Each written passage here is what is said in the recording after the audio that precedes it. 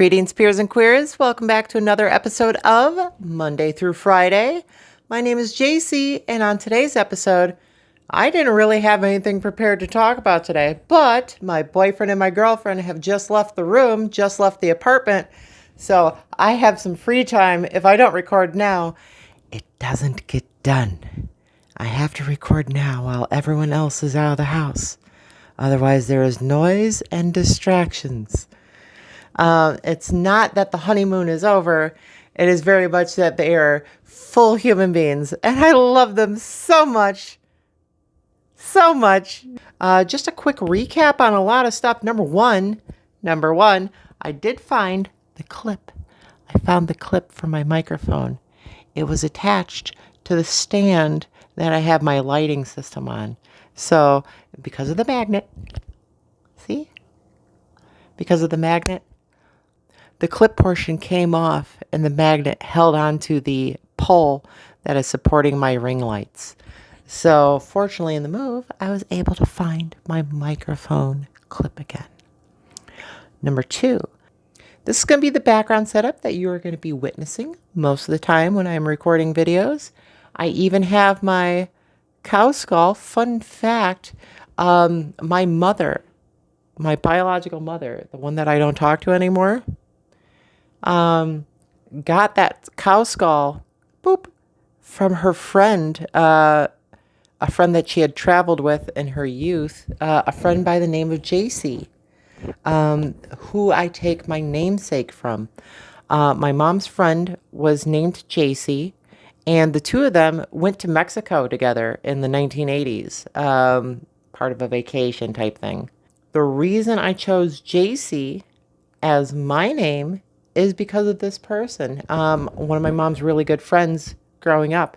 And interesting to note, my mom did not pick up that her friend JC had a bit of a crush on her. It was more than just gal pals. It was a little bit more romantic, at least from JC's side. So in naming myself JC, one of her friends growing up, the other two being Diane and Jan, JC seemed like the one that had my mom's best interest in mind.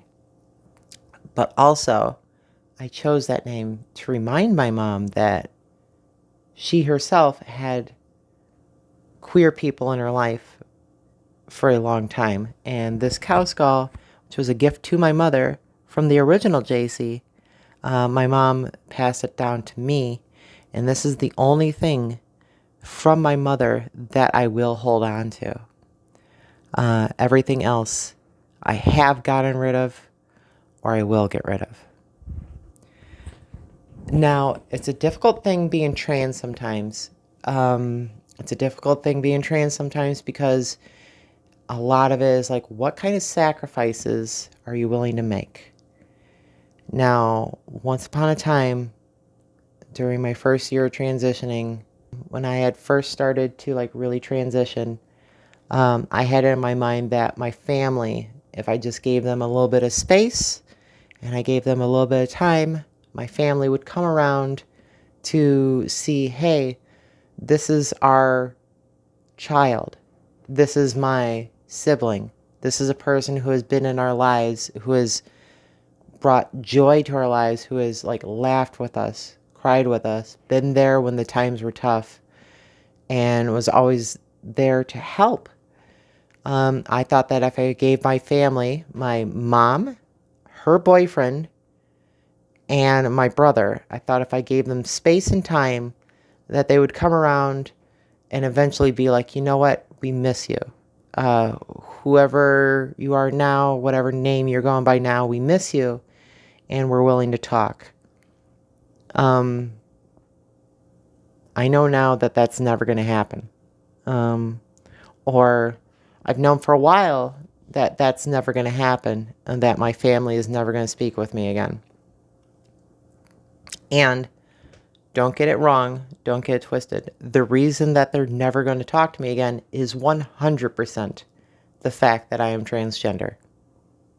That is the only reason that my father, my mom's boyfriend, and my brother, who I've known his entire life, most of mine, That is the only reason why they will never speak to me again.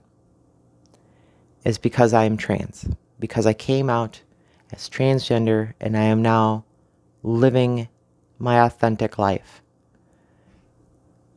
They will never speak to me again. They don't care to speak to me again. So, my brother and my mom's boyfriend, pretty much my father, both told me when I came out back in late 2020, we never want to speak to you again. And good on them. Show credit where it's due. They have not. Neither one of them have spoken to me since then. And back in August, when I thought that I lost my car, when my life seemed like it was turning upside down, when I just needed a friend, someone to be there for me, my mom treated it like a chore. And I told her, and your entire family, I'm done with you. And I haven't had contact with her since. So I told my family, I'm done with you. If you can't accept me for who I am, if you're not even a little bit curious as to be like, okay, that person who is no longer here at Thanksgiving or at Christmas and stuff like that, I wonder what they're doing right now. Can we reach out? Can we, just a day to ourselves? We don't even have to tell the other ones, just out of our own personal curiosity, be like, hey, do you want to hang out? Do you want to get coffee? Do you want to get a beer? Can we talk? We can say goodbye afterward. I have offered to do that for my brother on more than one occasion. Hey, this doesn't have to go anywhere beyond this. Would you like to get a beer? Can I talk to my sibling? Can we just talk? And if you have any questions, you can ask them. I just want you to get to know me before you make any final judgments about if you want me in your life or not. I'm not that bad of a person. Apparently, according to him and according to my dad, I am that bad of a person for having realized who I was, for being this, for being JC. I don't deserve any sympathy, and I don't deserve a second thought. For my brother, I've been there for his entire life, even when the times were rough, even when he treated me like trash, even when he told me, hey, gay up the room. Spend your own money to make the jukebox as queer as possible so that we can have the bar to ourselves. Because he saw it as a parlor trick. He saw it as a joke. He didn't see it as me being me. Even though my brother has his own track record of sleeping with men, and I will repeat that again, even though my brother, the homophobe, has a track record with many people that I know being able to go ahead and say, yep, this is when it happened, has a track record of sleeping with other men, I was the freak show for being queer because I owned it. And I'm willing to bet, because I've spoken to a lot of my friends and a lot of people like me, and I've spoken to a lot of dudes, just like flat out dudes, who have said, hey, the reason your brother doesn't want to talk to you is probably because his porn history has a lot of girls with your anatomy. Probably because his porn history is a lot of transgender women. That's probably why your brother's freaked out by you. Because to him, women like you are just a fetish, and now you are one, and he doesn't know how to take it. And when I heard that the first time, I was like, maybe. And when I heard that the 15th time from somebody completely unrelated, I was like, yeah, you might be onto something. So, I miss my brother, but I miss him in the way that somebody who had to live with an abuser all their lives might sometimes miss them. Like, somebody might miss an abusive boyfriend or an abusive husband. Not that like, oh, I love him, but just like, I'm used to that conditioning. He would call the shots and I would like do whatever. I would fight for him. I would spend my money. I would drop what I was doing and I would bail him out of danger. Sometimes the cops, sometimes gang members. I would drop what I'm doing and I would go over there and sort the problem out for him because he wasn't adult enough to solve his own problems. he would have to call me and I would have to go over there and swoop in and save him. That's the only reason why he survived his 20s. But I miss him in the way that, like, it's what I'm used to. And my boyfriend and my girlfriend are both like, yo, you don't have to put up with that anymore. Or you don't have to make yourself small for the rest of us to be comfortable. There's plenty for us to share. There is no third in our relationship. This is words. I am quoting my boyfriend. There is no third in our relationship. We are all in this together. Even with my biological family, I felt like the outcast. Even with my, immediate, my mom, my stepdad, my brother, I always felt like I was the joke. And this isn't feeling, this is more than just feeling like I was the joke because of what was going on secretly in the closet, in my mind. No, it's because they made a point of telling me that I was a joke. My dad, my brother, my mom made a point of telling me that I was worth less than the rest of them because I was queer. And then later on, I was worth nothing now because I am trans. My mom tried. But to maintain peace, I was not allowed in the house. Even if I had to use the restroom, I was not allowed in her house if my dad was there or if my brother or his family was there. I was not allowed in the house because I was not allowed in the house. It would upset them.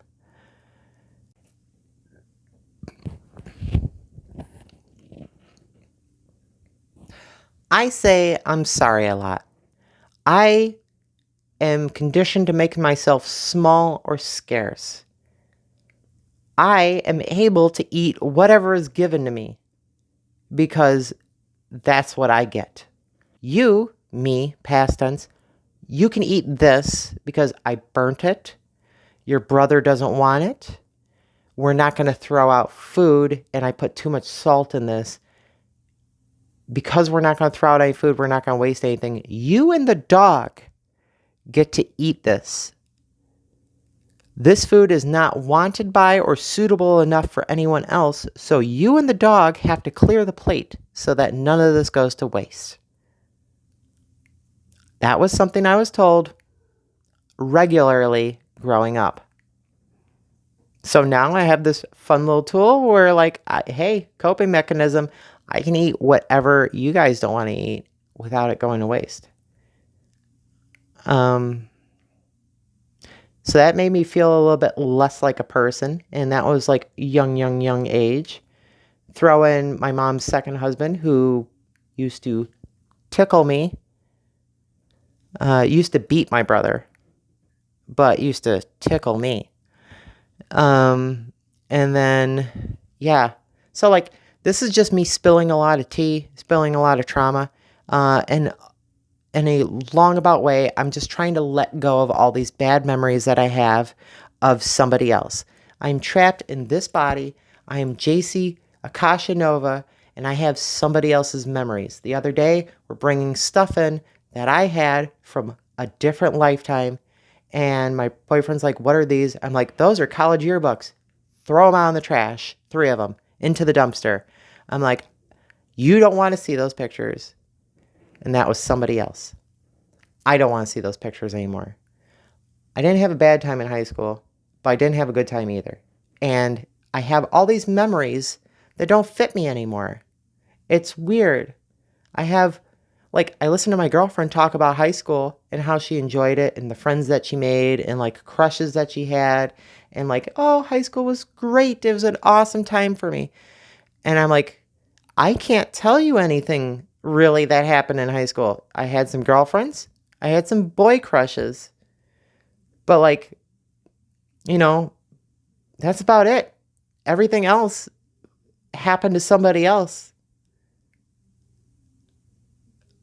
Like up until 2020, my entire life happened to somebody else. So even these horrible things that happened with my family growing up, or me having to be my mom's little robot or my brother's servant, like where I don't matter and I'm just a part of the scenery. I'm just a robot or a app or some chump. All that stuff happened to somebody else, but it still affects my everyday life. And I am on the path of like trying to let that stuff go.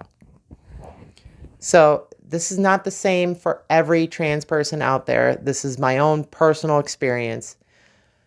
This is my own personal experience because of family and who raised me and who I was around. I was a caretaker in my own household.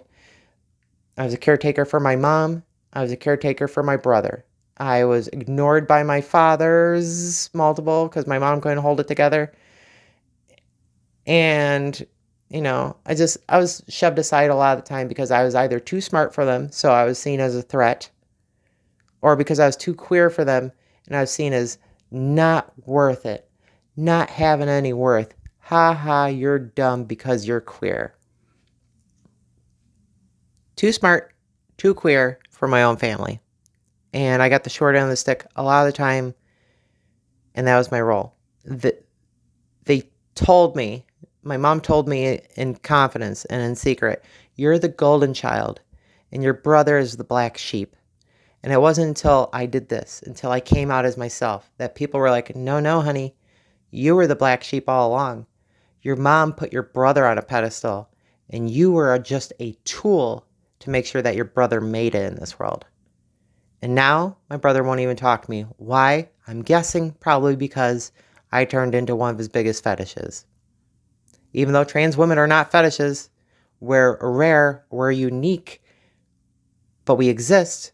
And we're our own individuals, probably because my brother has a warped sense of reality and likes girls like me. That's probably why he doesn't want to talk to me anymore. I don't know. He could tell me himself if he ever got in contact with me. But I am done with my family. And I really wish that I could let go of these memories that I have growing up. Things that happened to somebody who doesn't exist anymore. It's just weird that I have all these memories from a past life, things that happened to somebody else. And I'm still traumatized by them, but they don't belong to me. Like they're hollow. I listen to my friends and I listen to my girlfriend talk about high school and this person and this was awesome. And I'm like, I cannot relate to any of this because A, that all happened to somebody else. And B, most of my stories that I'm going to give you are sad. The good stories I have didn't really happen until I was about 25, 26. And then the ones that like I can talk about as myself didn't happen until like 2020, 2021. So sorry that this week's episode was a bit of a bummer. I am going to try to make future episodes a little bit happier, a little bit more upbeat. I just want to tell you that I am finally moved in here. And now that we've gotten everything organized, and now that I'm settled in, I have a few things on my plate. One of them is finding a job. I am currently unemployed, and I am looking for a source of income. I am looking for some kind of employment or purpose, something to help with my part financially in this home that we've created. I don't want to be a financial burden on anyone. So the process of looking for jobs has begun. I am going to still continue to make new videos and post them every Saturday at 9 a.m. Central Standard Time. That's Chicago time. Every Saturday at 9 a.m. Thank you all very much for watching, and I hope to see you again next week. Bye. And instead of like building off of all these like bad memories and like I can't talk about high school because that happened to somebody else, or like I was supposed to be a servant to my mom and my brother. I can make new memories. I can go do things. Oh, my people are here. Thank you all very much for watching. I make new videos every Saturday at 9 a.m. Central Standard Time. I look forward to seeing you all again next week. Bye. Hey, you smell pizza?